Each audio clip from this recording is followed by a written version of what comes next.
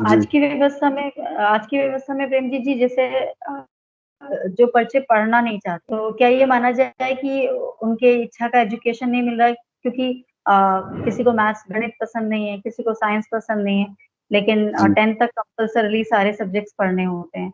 बिल्कुल। तो जैसे पेरेंट्स कंप्लेन करते हैं कि मेरे बच्चे की पढ़ने की इच्छा नहीं होती है, इस विषय में वो मतलब वीक है, तो मतलब उसकी हम्म। इच्छा का एक तो उसको विषय नहीं, उसके बाद अगर उस इच्छा के विषय के साथ वो मान लो वो पढ़ भी लेता है जैसे-तैसे करके, हम्म।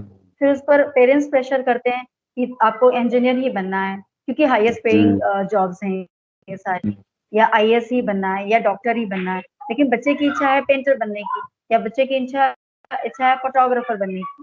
लेकिन क्योंकि ये हाईएस्ट पेइंग जॉब है इसीलिए उसी को परस्यू कराते हैं। तो बिना इच्छा के एक तो वो सब्जेक्ट्स पढ़ रहे हैं, बिना इच्छा के फिर उनको जॉब मिल रही है, बहुतों को तो नहीं भी मिलती है। तो आप ये कहना चाहते हैं कि बिना इच्छा के अगर आप कोई भी ज्ञान लेते हैं या कोई भी काम करते हैं जॉब के फॉर्म में, तो वहाँ आप अपना 100% नहीं दे पाते और कभी-कभी तो इच्छा ही नहीं करती उस काम को करने की, तो उसमें आना का नहीं करता, राइट? लेकिन बिल्कुल। लेकिन आज के सिस्टम में क्योंकि इवैल्यूएशन है कि हाईएस्ट पेइंग जॉब में आपको सारे पर्क्स और एमिनिटीज मिलेंगे, और अगर आप फोटोग्राफर बनोगे या आप पेंटर बनोगे तो उसमें आपको इधर-उधर बस ऑक्शन का सहारा लेना पड़ेगा या फिर अपने जेब से खर्चा करना पड़ेगा।